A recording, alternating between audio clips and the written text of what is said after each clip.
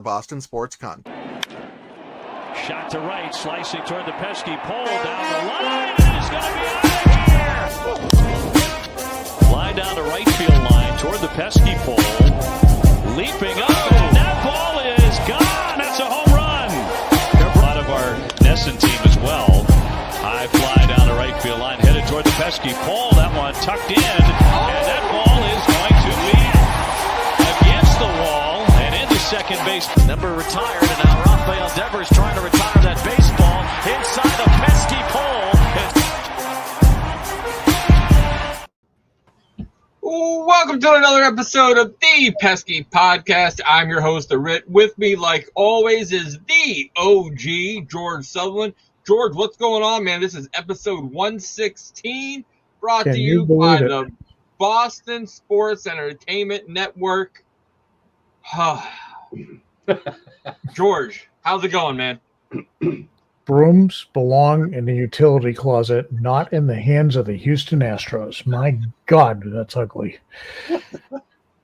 Man, and it seems like, I don't know about you, George, but, man, if you sit there and think about the news that happened afterwards, it's almost like they're playing hot and cold a little bit, to where we got bad news possible with Paxton, going down, and then all of a sudden we're like, oh, we got guys over here. Yeah, We're gonna promote all three of the big three to AAA. So, what were your thoughts on that, George? Well, I mean, first of all, for the three of them to go to AAA is no surprise. They probably could have gone up a couple of weeks ago. But yeah, I think it's to kind of take a little bit of the attention off the big club right now. This is not how they drew it up heading into the weekend. And getting clubbed the way they did today, Yordan Alvarez, can they just give Barry Bonds him and just walk him every time, please? I don't get the bases are loaded, just walk him, because I'm tired of seeing the ball leave the yard. So, I mean, you're gonna have stretches, but this is not the time to go lose three in a row to a team that you have to at least be keeping pace with, even though they're a division leader, because things can change and they become a wild card contender at the same time. So this was absolutely god-awful terrible for the Red Sox today. Yeah, definitely. And what we're going to sit there and do before we go and bring in our guests, which has become one of our close and personal favorites here, let's go right to our ad read with W Energy. Is an alternative to big energy, made with coffee bean extract and other natural ingredients, with no sugars to keep you alert, with all the focus you need, no jitters or crash. Head on over to w.gg to try to fix it yourself today and use promo code Black Eagle for 10% off your order. W, drink it and go conquer a task. And what we have now is our good friend, Mr. Jeff Bates. Man, well, let's sit there and touch base a little bit about the good news we had.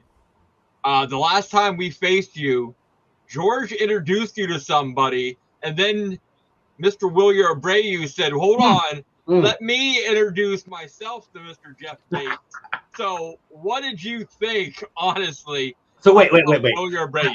He didn't introduce me to him. He mentioned him instead of Duran and O'Neill, who I'm a big fan of. But yeah, I mean, he didn't dive into our fans like he does with you guys, but he did do some damage. Yeah, and I will say, I was kind of feeling, I'm not a kind of guy who feels down very often, but, I want to talk a little baseball when I'm, a little more positive. And I thought, my team just lost 2 out of 3. We're getting thumped. We're probably out of it. And I come on here and talk to you guys, and you cheered me up with how down you are on your Red Sox. My goodness. And you're right about Alvarez. My goodness, I hate that guy too. He's so good. I liked Abreu, to answer your question. He's good. I still think O'Neal and Duran are are stars on your outfield. I guess O'Neal's hurt right now, but yeah, I guess you guys are making me feel a little better because I feel like we're probably done, if not certainly right on the very edge of being done. And you guys at least are still have some hope. But tell you what, if we could sweep you or you could sweep us, one of the other teams, the team that gets swept, if anybody gets swept, is in big trouble this week. Let's put it that way. Yeah. Yeah. The Rangers, when we faced you last time, Jeff, we had no idea who you guys were pitching, and we have a little bit better this time. Barely Wednesday. I mean, I can make a strong guess, and the guess will be right, but it's not. I said in the pre-show, it'd be nice if we could trade for Michael Lorenzen. Oh wait, never mind. It's crazy. Yeah. So, but man, let's sit there and let's talk a little bit. Brandon, did you have that breaking news? Yes, I do. Okay, let's sit there and play that up first before we go into the starting pitching matchups for the series.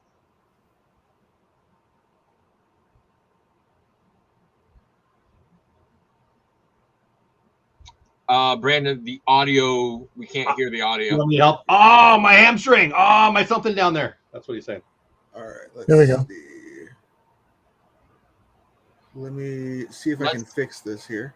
Yeah, let's go over and George, let's talk about the upcoming series and about what we're going to be pitching up against, and as Jeff does the same. Okay. All right, so we're bringing that up now, and as per match 1, right now they're ticketing us with Brian Bayo. A little bit confusing. I thought he was on paternity leave, but I did notice that MLB.com has Brad Keller on our active roster again, so maybe we're throwing him, and the Rangers are throwing Tyler Mahle. Oh, Keller won't go because he did 4 innings on Saturday. So I believe that Bayo's probably going to pitch, but is Jeff, is that who you anticipate to be the starter for game 1? Monday, yeah, Mahle. Yeah, he's coming off the first start with us. What do you go? 5 innings. I think he gave up 1, if I had that right. Looked good, struck out a bunch of people. He was his first start as a Ranger, but he's had a real nice 5 or 6 game stretch down in AAA and AA, I believe. So yeah, is he the guy he was in 2019 or 2020 when he was one of the top 30 pitchers in baseball? I don't know yet, but he sure looked good. He looked real good. I don't like putting all my eggs in a basket of somebody who's thrown 1 game in 2.5 years. Yeah, but he did look good. And Brian Bello, he might be a future All-Star. What has he got? 10 wins for you guys already. His ERA is a little fat, but he's I mean, you guys tell me, is he having a good year? His numbers look weird to me. Wins, which don't mean a lot, are nice, and ERA over 5, I think. Yeah. he's had a little up and down. Consistency would be nice. He's won 4 of his last 5 starts, as I mentioned this morning in my Sunday article. He hasn't been immune from giving up the home run ball, but it hasn't hurt him because they scored some runs to help him out. So, yeah, I mean, his record is what it is. He's gotten some run support. He's a young pitcher tutored by Pedro. He's a worthy opponent, and right now, he's the one that I really can honestly say is not overtly struggling. So, okay, I have this pulled up right now. Okay. Bam. I just felt like I got kicked in the calf, and then I kind of turned around, took another step, and I felt it again. I was like, "Oh, it's not good. It's my calf." I felt it pop. Oh. You had calf injuries before? I know the knee last year, but yeah, it was calf. No, I've never had a calf before. First time. I guess it's how it must be just extremely frustrating. You come over here, made a couple good starts, and you're trying to get off on a good foot here, and then this happens. So it must just be really frustrating at this point. Yeah, it hurts. I was feeling really good. I was really looking forward to helping this team go where they wanted to go. Hopefully, I can come back here at some point before the end. We haven't done any imaging yet, so we don't know what the severity is. So we'll see. But yeah, it hurts. At any point this year, did you ever feel anything in your calf, or this just popped up? No, it came out of nowhere.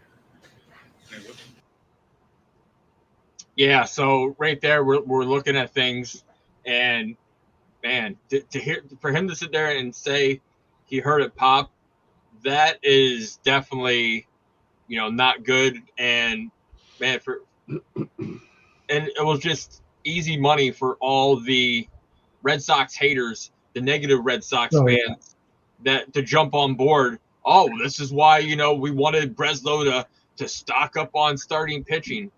Like, how is anybody supposed to predict an injury like that? To the starting pitching. Oh, it's like Giolito at the beginning of the year, guy who's never had arm problems ever, and he goes down for the season. So, yeah, I mean, if you can predict that, I want to know, because chances are I want you to buy my lottery tickets for me. Well. So can I dive in on that? Here's what I can predict: pitchers get hurt. Dear Rangers GM. So maybe we shouldn't trade him away. Oh, that might be my topic of the day. But when I was on here the first time with you guys, we were talking about Paxton. And I'm not saying, I don't even like the moniker injury prone. I don't like that. I think that's a misnomer. I think it's a non-athlete kind of comment. But dude's not been real lucky. Let's put it that way. Paxton's been elite and then been Mr. IL or DL or whatever we're supposed to call it now. But what you said is right, though. He's never had a calf. How are you supposed to know about that? It's an athletic game. Stuff happens. That's why you need. Yeah, I'd be more concerned if it was his arm and his elbow, or like he's had problems in the past. A calf injury, go figure, right? Yeah. I mean, pop though, like you said, pop sounds surgical to me. So yeah. Cool. Yeah, and you sit there and think about it, like pitchers pitch with their legs, so it's for them to sit there and get an injury with that, it's different. Like, you can't expect it to come like you said, George, with the an elbow, a shoulder. Like, I'm pretty sure when they went and traded for him and he took his physical, they were really looking into his arm. But to sit there and be like, oh, well, this calf injury. No, he never had it. He said he had a knee, before, never a calf. So, man. I don't know who the reporter was in the background that says, well, you had one last year. And he's like, no, I haven't. No. And he was here last year. No leg injuries at all. He was, he broke down. He ran out of gas at the end of the year because he hadn't pitched in 2.5 years. So yeah. But let's sit there and go right into now. Let's go back to the pitching matchup, game 2.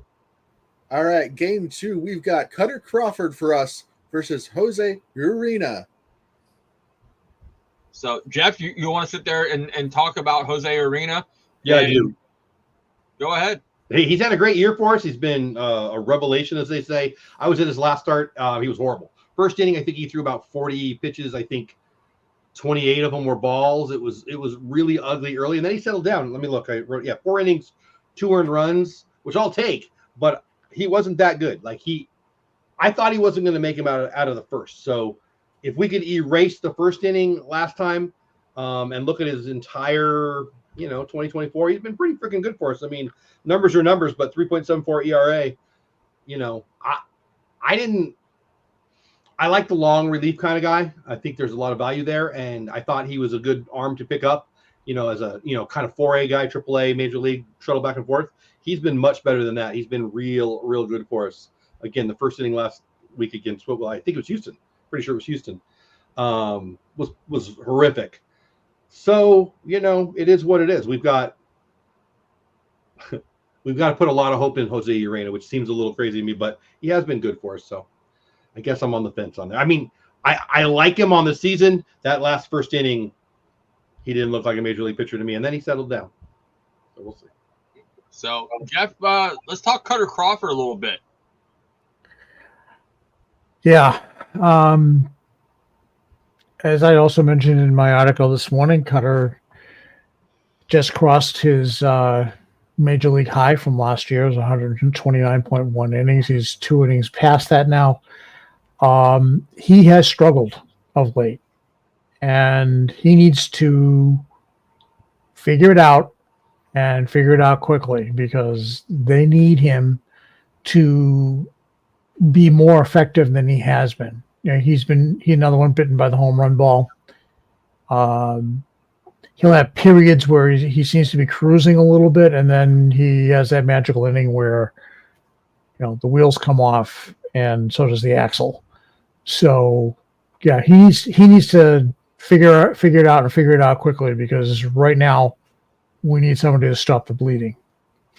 Yeah, definitely. And Cutter Crawford, the biggest thing that he needs to figure out is to not give up the long ball. Like, right. He's been giving up the long ball a lot lately, and you know, it's not one of those instances where, like with Brian Bayo, where he can give up those couple, you know, runs, because the offense surprisingly always has his back almost, to where they, you know, give them the run support. But man, it's absolutely crazy to think how well Carter Crawford is doing at the beginning of the season to what he is now. But you know, George, here's the question to throw out there: is it possible that, you know, it's because of the amount of innings he's taken on? I don't think so. I think that the Sox probably went to him in the offseason and said, well, listen, you're going to be a starter, okay? And, you know, you pitched your professional high last year at 129.1. We're expecting you to do, and we talked about it going 160, 165 innings this year, okay? Mm-hmm. Now, with 46 games left to go, he's going to pitch. If he pitches every 5 games, he's going to have another 9 starts. If he gets, say, 5 innings apiece, that's 45. That's going to put him That's going to put him 175, 180. Okay, mm-hmm. He's got to be prepared for that coming into the season. Yeah, and that doesn't count if we have a playoff push either. Correct. So, you know, they're going to be harder innings to throw. You know, there's more intensity behind them, more stress. He's got to figure it out.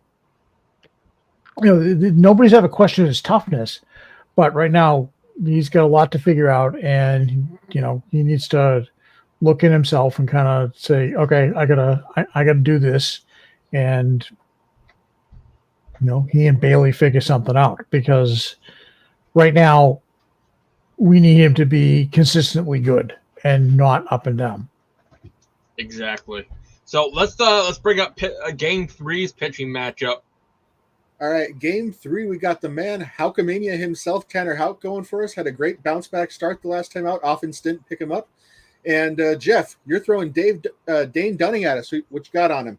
Yeah, so it's not official, but it's got to be him. I mean, there's buzz on Twitter about Kumar Rocker and Jack Leiter coming up and getting some innings. It's going to be Dane Dunning. The only way it's not Dane Dunning is if we need Dane Dunning before that, which we could the way we've been going. Last time he pitched, he threw also 4 innings, 3 runs against Houston last Tuesday, walked a couple, struck out a couple. He's above average, but he's just a guy. You know, his WAR is going to be about, you know, 0.8 every year. And he's good. He's been the pitcher of the year for the Rangers 2 out of the last 3 years. So I don't want to give him any hate here, but we're talking about Maile and Urena and Dunning, not DeGrom and Max and Evaldi here. So, and it's, you know, and it's you guys. It's your offense, not kissing your butt by any means, but that offense is pretty freaking great. So, yeah, my positive outlook on life is in shambles right now. Having a little confidence problem there, Jeff? Yeah, I feel yeah. For me, big time, yes. Well, George, let's sit there and let's talk about Tanner Houck and his last performance. You seen things changing a little bit. It's just he had zero offense behind him. Yeah, he seemed to have figured a couple of things out, but you know, the offense picked a night to go to sleep. He needs to, you know, build on that and do what he did the last time, and the offense needs to come to life. I mean, they only scored 2 runs today, so you know, it'd be nice if they could put together, you know, 3 nights of, you know, just beating the ball all over the ballpark and running opponents, into the ground. So it was encouraging to see what he did the last time. It's just unfortunate that the bats didn't support him. He's not alone. Pitchers all over baseball bemoan the fact that if they pitch well, sometimes the offense doesn't have it. But that's baseball. And from the Rangers perspective, we got to him last time. I mean, I think we got him for 6. He was striking out a lot of people. But again, and Houck's another one who's hit his high in terms of innings. He's got 140 innings. Last year he threw 95. Okay, it's a high for him. He's built. He has that tenacity built in him. That says I can do this. So I worry about him less than I do somebody like a Crawford or a Bayo. So, George, there is something I want to say, but I swear if I ended up saying it, it might come to fruition and be bad. But I'll say it anyways, and then I'll take 120% of the blame. Tanner Houck is our only starting pitcher this season that has not seen an IL stint at all. There you go again. And that's pretty impressive though for him going out there and going off of his last couple years where he's been on the IL an awful lot of times. But man, he's just been durable, and he's going out there pitching and doing exactly what he's supposed to, which is more than we can sit there and ask for. True. He's the lead dog in the pack right now. And he's had his ups and downs, but it's mostly been good. He's had periods where he's been terrific. He's suddenly above 3.0 ERA again, but he's got the makeup to take that down. And like I said, he just needs the offense to back him up. And he figured a couple of things out last time and kind of moved away from some of the bad habits he had gotten into. So I'm like I said, I'm less worried about him because he's smart enough to figure it out and tough enough to gut it out. Exactly. So let's go to the outfield. We're going to start with the Rangers outfield. All right, Rick, the Rangers actually have a pretty good outfield. They've got top 10 Rookie of the Year candidate Wyatt Langford. They've got Ezekiel Duran, and they've got Adolis Garcia. Jeff? Garcia's got hot against the Yankees this weekend, I should say. 7 hits in 3 games over 2 days. So every Ranger fan in all the land is geeked up about that. I mean, if he's hitting the ball hard, his hard hit numbers have been through the roof for a while. He's just been swinging at everything, but looked real good this weekend. So let's hope it carries over and put some dents in your big green wall. Zeke's been out there too. Josh Smith's been out there. Langford's pretty much in left and in center. You didn't mention Tavares. He's still getting a lot of ABs and a lot of play out there. So, it's as Dolly goes, the offense seems to go. I mean, I hate to say it that bluntly, but and he's been below average plus or minus, I should say, this year. I mean, he's barely hitting over 200 before the weekend series in New York. Obviously, the numbers will be a little better now after 7 hits in 2 days and 3 games, but we need a lot. We need what he's been doing against New York for the rest of the season, and then we need to add the power. Langford's got to play better. I mean, we need a lot of production out of our outfield, and haven't been getting it. Have not been getting it. Yeah, let's go over to our outfield. All right, Rick, for our outfield, we've got the man that the OG has dubbed the best 4th outfielder in baseball, Rob Refsnyder. He's going to get some time with Tyler O'Neill on the IL. You got the man who goes out there every day, he crushes his demons, and then he crushes baseballs, Jarren Duran. And then you've got the second coming of the dirt dog, Wilyer Abreu. I'm last time. Yeah, I mean, I talked about Wilyer the last time, so I'm not going to bore you. Too. Yeah, and he came through yesterday, got the game with him 1 run, just we couldn't drive in at the tying run the 9th. I want to talk about Refsnyder. He came into the season this year, 4th outfielder. Everybody was kind of like, well, why do we still have him? Well, because he's a good hitter and a good fielder and a smart baseball player. Known to have been a lefty killer all throughout his career. He did perform marvelously in that role for us last year. Well, he's kind of balanced it out, and he's hitting about 300 more or less from both, against lefties and righties. That's the kind of guy I want when I need to spell one of my starting outfielders. And,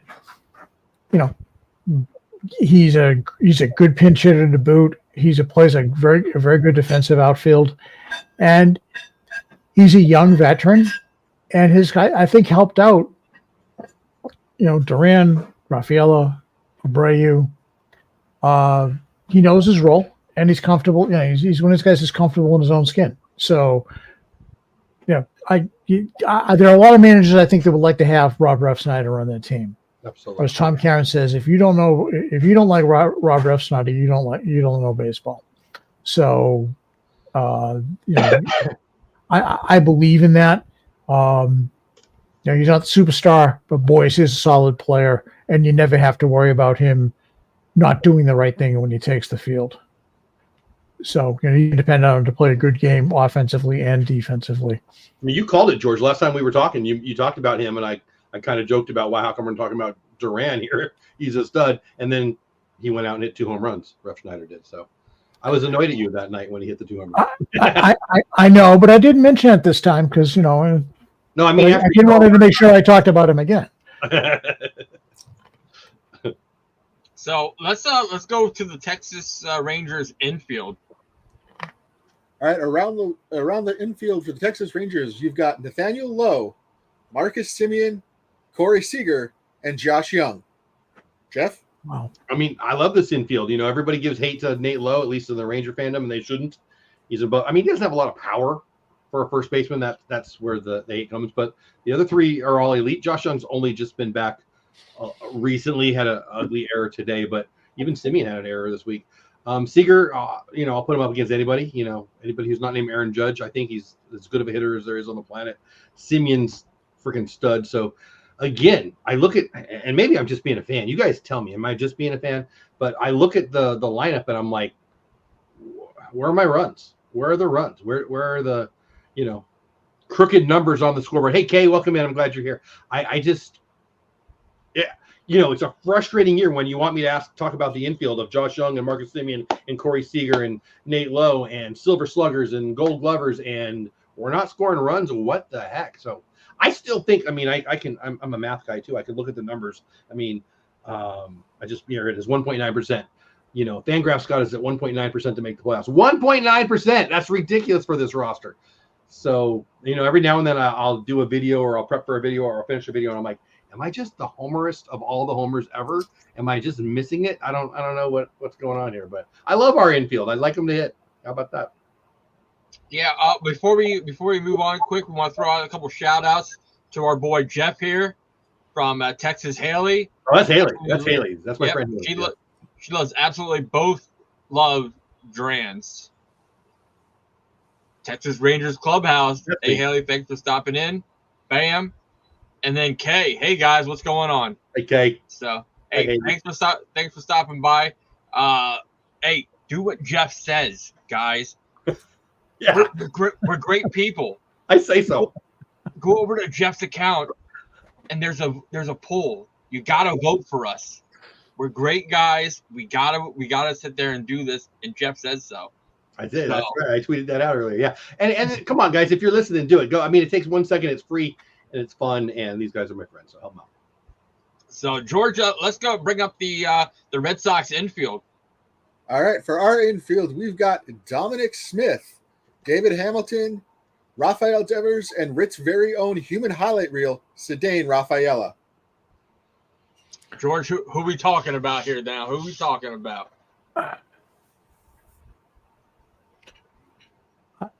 I want to talk David Hamilton. Okay. We've talked about him the last couple of shows a little bit. He's done a good job for us in playing second base and shortstop of late. He's the fastest guy on the team, and I firmly believe he can beat Duran in a foot race. Wow. It would be close, but David's going to do that. He's come up and done I think more than anybody could ask. Everybody always thought of him as a pinch runner type, but he's played a good second base for us. Right now, with Sogard around, and we've had to kind of mix and match. Rafael has had to play a little bit of center field because Tyler O'Neill's out, so a little mix and match that goes along with there. David Hamilton has sneaky power as well. He will take that bat and he will whip one down the right field line and put it in the seats, and you go, well, what? Where'd that power come from? You expect him, to bunt or slap a single to left field or right field and run like a deer. No, he's got some sneaky power to boot. And second base is his better position defensively, but we've had to use him at shortstop, and he hasn't really embarrassed himself of late. A little tough time when he first came up, but this is one of those guys that to feel the love when you start three rookies in Abreu, Rafaela, and Hamilton, a third-year lineup. He's not embarrassing himself. And when you throw in Sogard when he's at second base and Hamilton's at shortstop, almost half of your starting batting order is rookie material. My goodness, and you're still hanging in there. Yeah. So Hamilton's done all right. He slumped a little bit because I think he wasn't used to playing every day because of the way things were down in Worcester with some of the talent they had down there. But I think he's acquitted himself well. And I want him on the base paths when we need to score a run. Well, you guys got Story close, right? You took some live BP. I saw that. That could be the best surprise and best news of all. They were saying that right now Story can play defensively 9 innings. It's a question of how his arm is going to be when he hits. Live BP. I don't know any details. I don't know if he came out. I haven't heard the report. On that as to what he did. But you remember it was his non-throwing shoulder he hurt.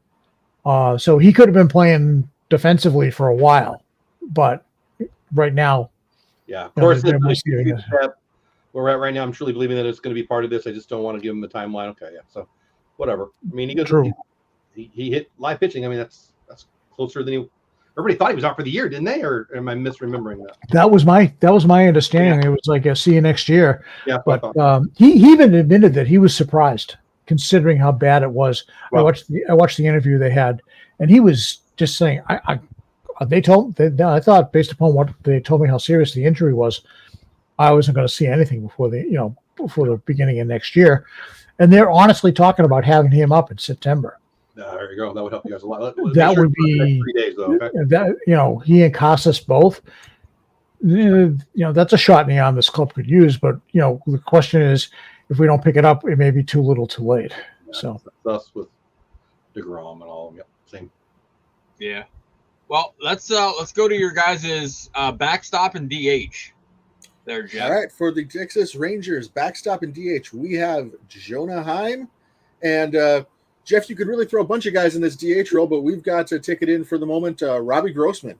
Well, I'll try not to take forever on this one, but Evan Grant, beat writer for the Rangers, came out and said it's no longer Heim's job, which I don't agree with.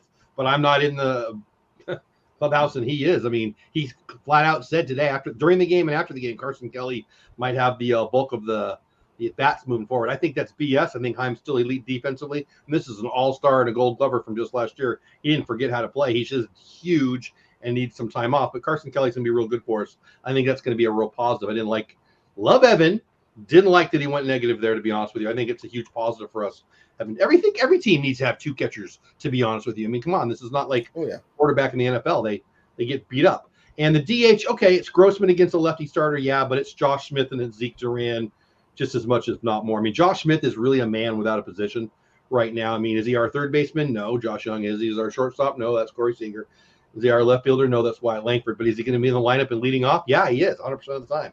I don't love him at leadoff. It's been I think it's been ugly at leadoff, frankly, but I do love him. I love him as a ball player. I think he could be a 2-hitter or a 7-hitter or an 8-hitter or even a 9-hitter. But he's elite defensively, so it's hard to DH him. So it's really, it's a talented roster. I wouldn't call it a very well constructed roster. I'm getting a little bit in the weeds and the nerd stuff here, if you ask me, but It's a nice problem to have when you got a Zeke Duran and a Josh Smith who are, Yeah. Kind of a Swiss Army knife kind of players with really good gloves. Zeke Duran's got the best outfield arm in all of baseball. He did last year and he does this year, and he's not even an outfielder. We just play him out there sometimes. So we've got a blessing of talent. But boy, like I think I might have mentioned, I'd like to get some runs out of these people somewhere. So yeah, I think it's a little like the Dodgers with Dave Roberts. They're not going to have a regular. Well, they have Ohtani now, so maybe it's a bad example. They used to just have their 10th offensive guy or their 9th offensive guy hitting.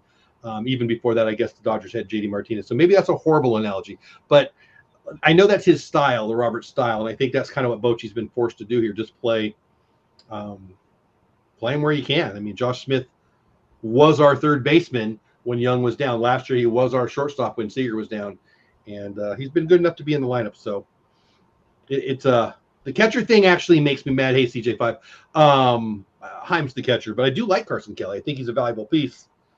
And I think I'm talking too long, so I'll shut up. That's cool. Don't worry about it. And we got for our backstop in DH. We got Connor Wong and the Masa Man Masataka Yoshida.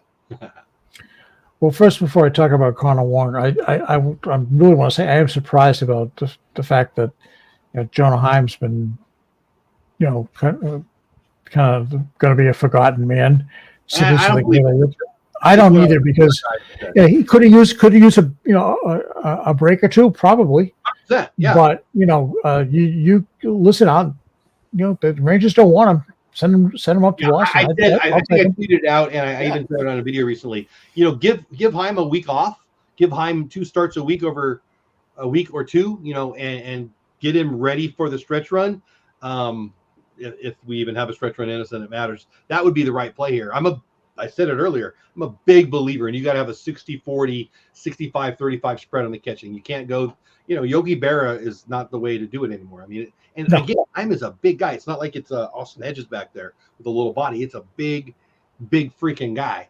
And anyway, I was a little, I was annoyed with that report. And this isn't in this time of year. All players are dinged up and catches in particular. And Connor Wong, I mean, he's so good. He was DHing and playing first base, right? I mean, I don't know your second catcher, but he's pretty good also. And the Red Sox recognized what was happening to him, with Reese McGuire as his backup. That's right. They really couldn't put him in there and expect to be equal defensively, and we won't even talk about, his offensive faux pas, in terms of base running and other things. But they had to do something. Danny Jansen's the answer to that. Okay, can hit, good defensively, tremendous. He can block balls in the dirt with the best of them. Okay, so they're already that much ahead. They feel comfortable with him. Pitchers like to throw to him. That's a bonus, right? And it gives Wong a chance to rest, because they were really beating the living daylights out of him. And he, unlike Heim, he's not a big guy. He's built like a second baseman. Yeah. Right. And he's taken there's been a few games he's taken just an absolute pounding behind the plate. Awesome. Now they got somebody who can give him a rest and feel comfortable and not worry about, is he going to do something stupid when he gets on the base paths? Lose his mind, not get to a pitch, not call the right pitch, whatever. He feels comfortable. Yeah. Masataka Yoshida, and we talked about this on our previous broadcasting, Brandon will tell you, you're playing on another planet. I mean, he's hitting the ball hard.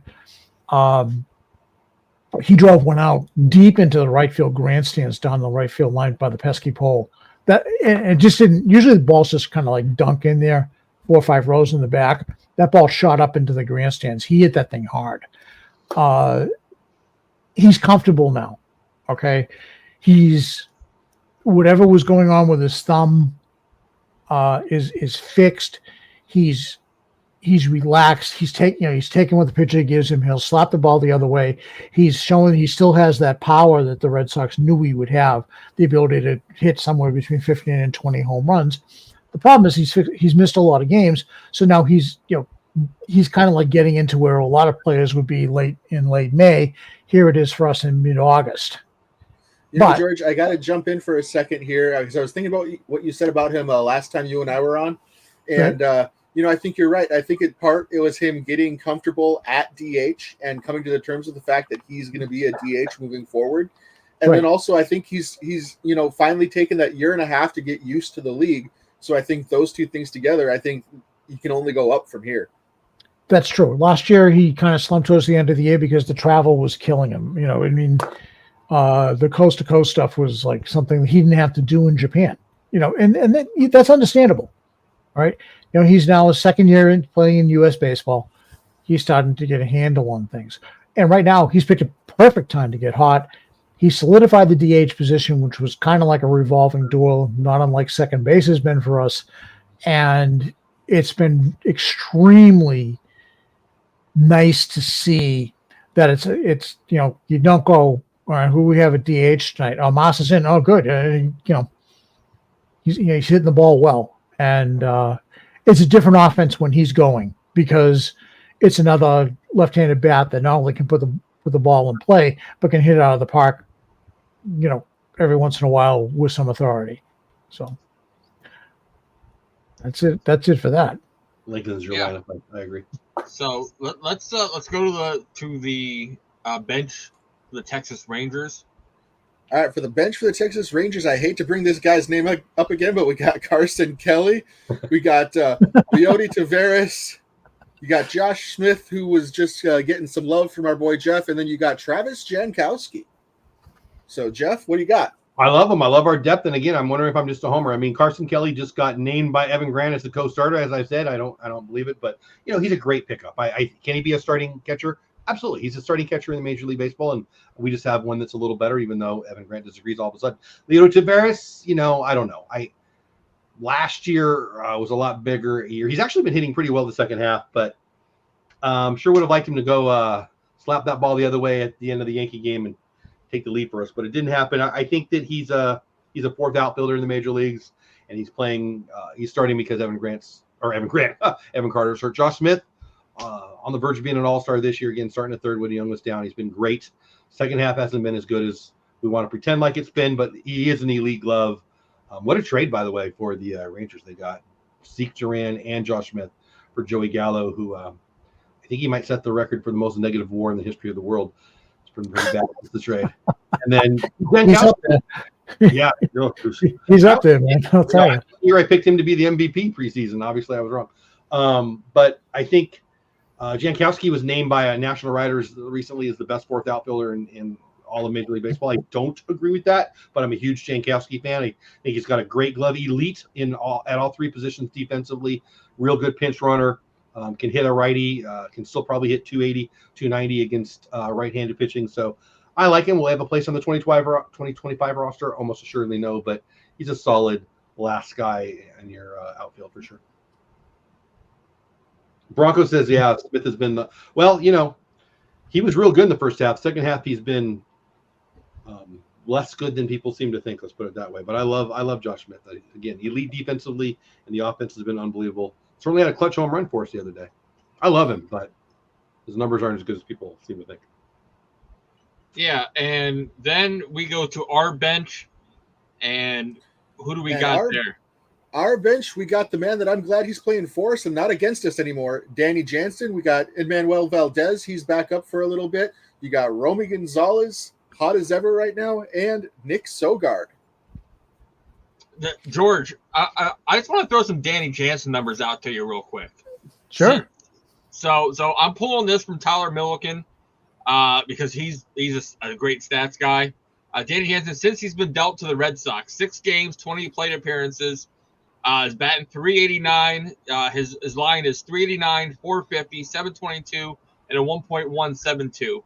2 home runs, 3 Ks, 2 walks, and you know he's had it.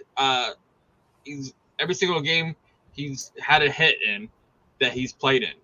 Yeah. So that is absolutely amazing for, you know, somebody that right-handed bat we needed, helped us, you know, with the catching position, and, you know, overall really been able to sit there and help us overall, you know, off the bench and in the offense. Well, I think that he is a player, a veteran that was delighted to get traded away from the purgatory, which was the Toronto Blue Jays this year. And suddenly he's playing meaningful baseball games. All right. The Blue Jays, quite frankly, given everything that they've done this year, have been exceedingly dysfunctional. And I think he was glad to get out of that mess. And he gets to play in front of fans who care. Not that the Toronto fans don't care up at Rogers Center. They do. All right.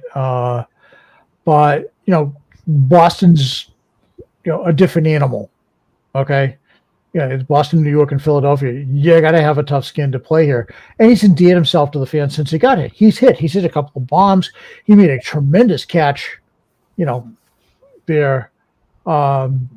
He feels like he's got a new lease on life. And as long as that plays with inside of him, that's great. The other part of the bench, Nick Sogard, nice story. Glad he got a chance to come up. Finally, he's paid his dues in the minor leagues. Played solid. He can play short and second base. Hasn't embarrassed himself. Since he came up, done really well. And Manuel Valdez, I keep pulling for the guy. He can hit. He got sneaky power. But I think his days are numbered. I think the only reason he's here is because he does have some major league experience, and they need to have that right now. With some of the injury issues that they've had.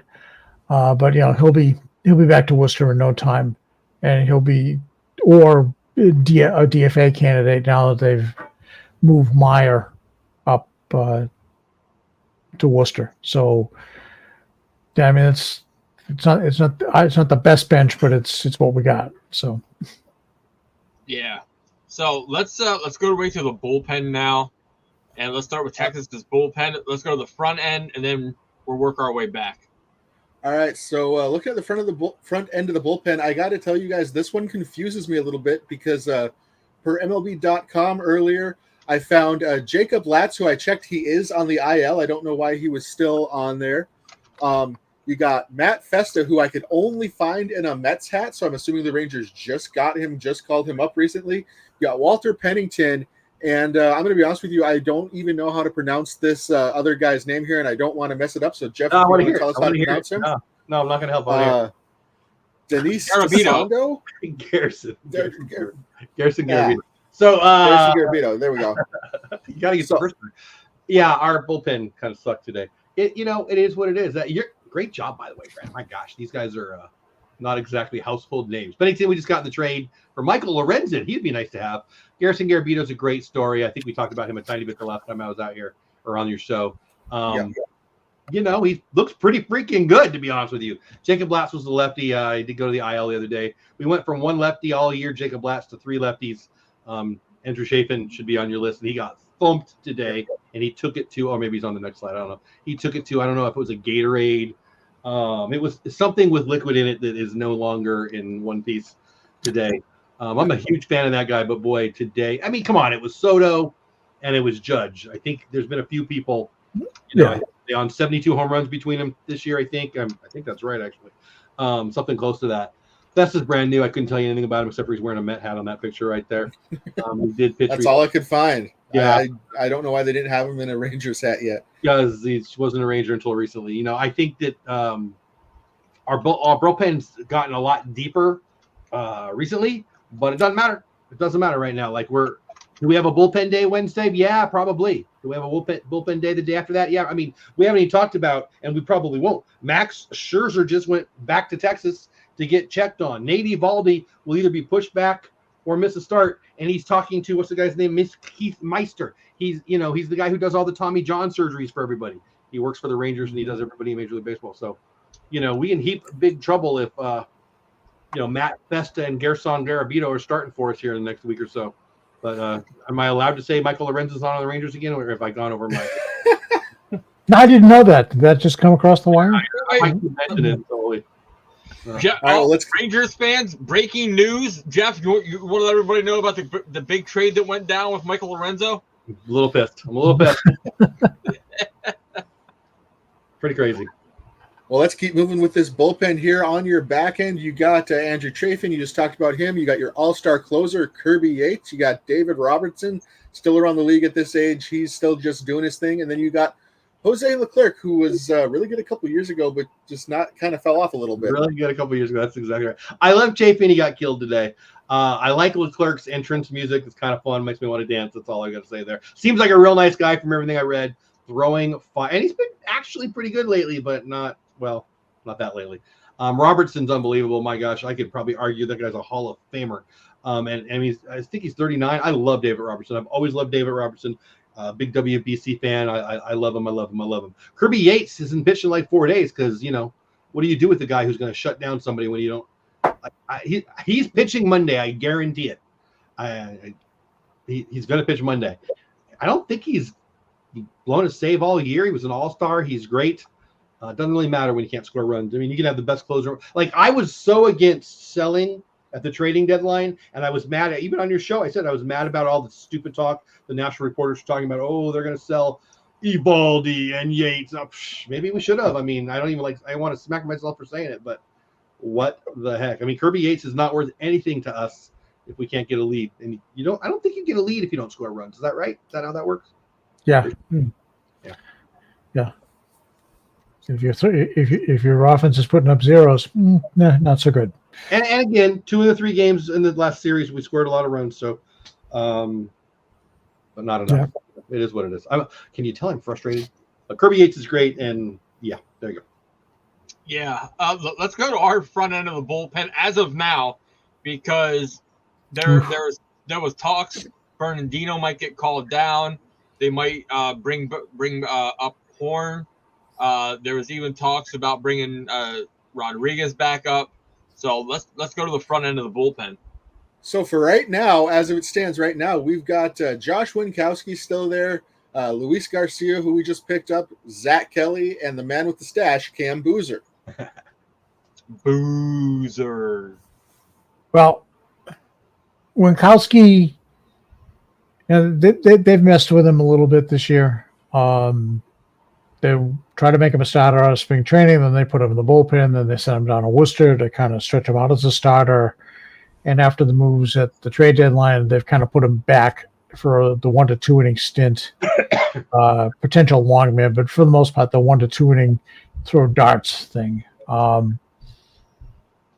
He started Saturday, didn't pitch all that badly. Luis Garcia, veteran, they picked up at the deadline, coughed it up big time today, allowing 5 runs. Classic example of AC using one too many bullets in the same gun. Okay. As I said before, AC believes that relief pitchers are like cordwood. They're meant to be burned in the fireplace. He's doing it. Zach Kelly, Zach's got an awesome sweeper. Tough kid. Like I've said it a couple of times, more good than bad. I can stick with him. I like him. He's good. He's got a good makeup. Like him a lot. Cam Boozer, what's not to love about this guy? I mean, great story. Great story. He's pounding nails. 2 years ago, 3 years ago, redefines himself, gets himself back into baseball, gets himself into a game. Been pretty darn good for the last 22 innings or something like that, Brandon. Yeah, absolutely. And he's just you gotta love it. He's a lefty too. So that's the front end. So then looking at our back end, we got Chris Martin back. Great to have him back. We got Lucas Sims, Brandon Bernardino, who Rich just mentioned, and then of course the closer, Kenley Jansen. Yeah, don't sleep on the fact that Martin's back. He is the quality setup guy that they wanted to get last year. Had a couple stints in the IL, came back, has looked very good since he came back. He's stud. I love him. Yeah. Lucas Sims is another victim of Alex Cora. I think that Sims and Garcia should both have a couple of days off. Somebody should buy them a lobster roll and just say, go relax for a couple of days, boys, and come back. Don't pay no attention to the guy in the dugout because, his effort is to make you pitch hard and be tired all the time. So, George, I just pulled this up for you. You were talking about this a second ago. On the year, Cam Boozer, in 40 innings exactly, has a 1.2 whip, 39 strikeouts, a 3.15 ERA with 1 save, 2 wins, 2 losses, and a .8 WAR. Yeah. And this is a guy that wasn't playing baseball. That's crazy. 2-3 years ago. He's out pounding nails. Good for him. Yeah. As far as the other part of the Bernardino, I don't know. He's kind of lost it and gotten touched up a little bit. Maybe you send him down to get some rest and, bring up Horn. But then, right now your lefty is Cam Boozer, and you feel comfortable with that.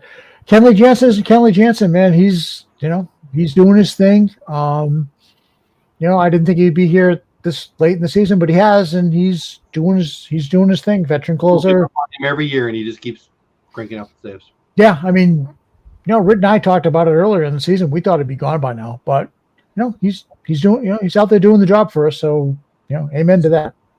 Speaking of that, OG, I got a quick question for you on Kenley Jansen. I've been seeing some rustlings on Red Sox Twitter lately that they're calling for a Jansen extension. What do you think that happens? Do you think he's out of here next year? I think he's out of here. That's what I think. I do. I think that's why they signed Liam Hendricks. I believe in that. I think the new option will be Justin Slayton. Absolutely. I'm with you on that, Rick. I think so. I don't think it'll be next year. I think what will happen is they will open the season with Hendricks as the closer and kind of do a mixed bag kind of thing. A lot what they did with Martin when I was just going to say Chris Martin might be one of those names in that app. It could be they may want to extend him, but his contract is up as well. Because they signed him to a 2-year. Like Martin was last year for us. He could close when Kenley wasn't available. I think what will happen is Hendricks will be the closer next year with Slayton going to kind of give him, to kind of push him up, and get him to that point where he can be a closer because he certainly has the makeup for it. But yeah, that's my uneducated guess on what's going on. So. Yeah. So, Jeff. One last thing. I'm sorry, Rick. Okay, go ahead. Can I just give a shout out to my man Dom Smith, who every time they put him in a blowout game, he's pitching zeros. He has a 0 ERA, and I think they've got him in 4 or 5 games this year. Okay, and he just goes out there and gets 3 outs every time. So I want to give some love to my man Dom Smith, the position player who could, and So the big man comes in and settles it down. As we sit there have been saying in Red Sox Nation, even the Red Sox account itself posted it and then quickly retracted it. We all love some BDSM, some big Dom Smith moments. So the shirt's out there. Get it on BSEN617.squared.site. Our boy Coop Troop got his this weekend. Posted a picture of it. Loved it. So, but before we talk about us and close the show, Jeff. Yes, sir. I know it's hard to follow after some big Dom Smith moments, but Jeff, I wasn't ready for that lead in. I'm not gonna lie. The floor is yours. We're gonna go to our closing segment around the poll. Tell everybody, what you think the series is gonna turn out to be. Some final thoughts on yourself and where they can find you at. I guarantee there'll be stress and anxiety for me. Other than that, I'm not so sure I'm going to have any clue what's going to go on. I still think this offense, the Rangers offense, could explode. But has it happened yet? It hasn't. It just hasn't. Corey smashing the ball, Dolly smashing the ball.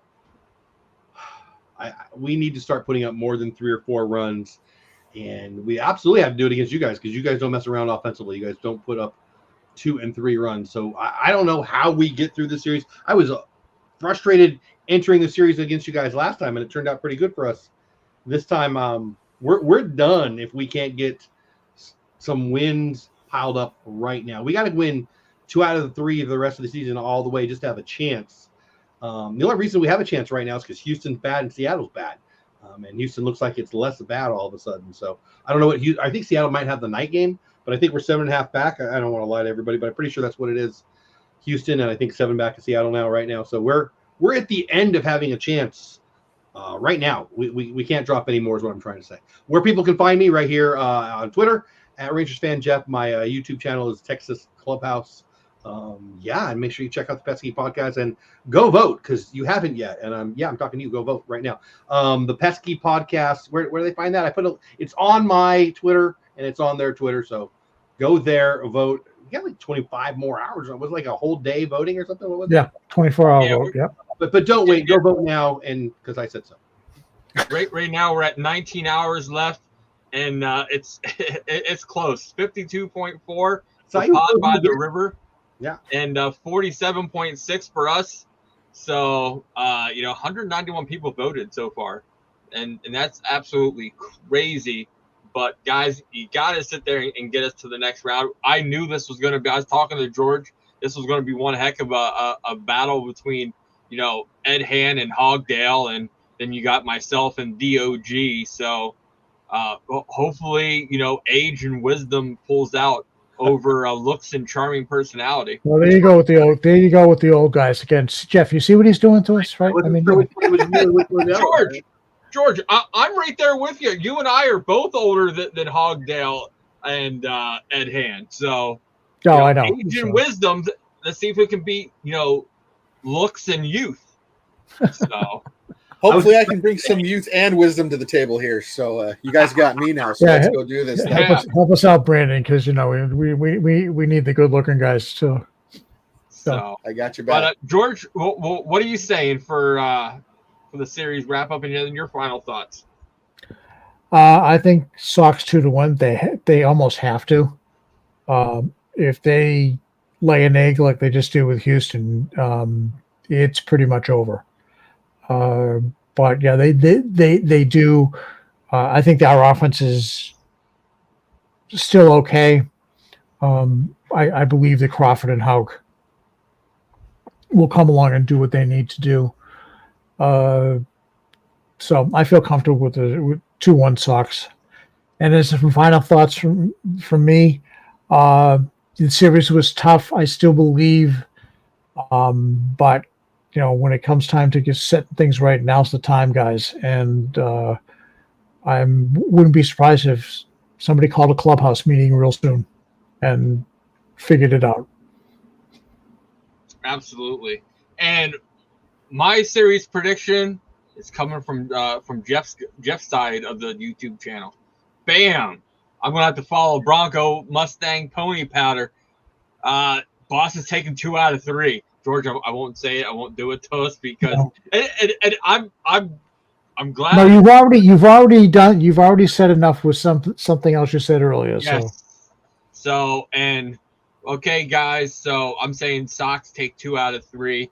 I will say I was surprised what we did to Evaldi last time we played you guys in that series.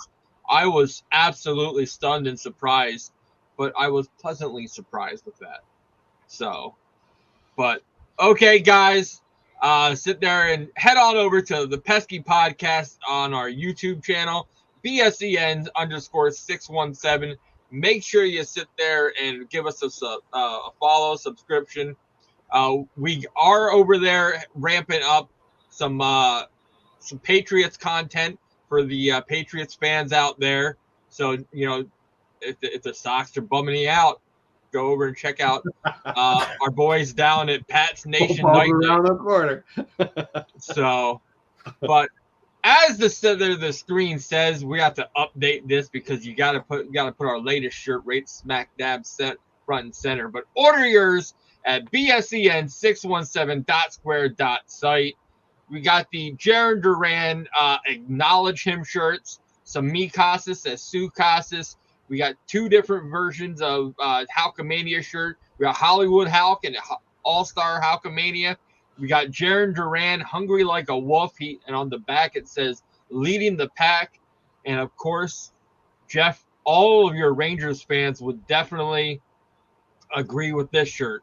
Folk the Curse and Folk the Yankees. Amen. So, Amen. but guys, thanks for sitting there and stopping by. Head on over, give us a follow wherever you find your podcast, iHeartRadio, Apple, iTunes, Spotify. We're there, so check us out. But for the OG, for Brandon, and for our good friend, Mr. Jeff Bates, thanks for stopping by the Pesky Podcast.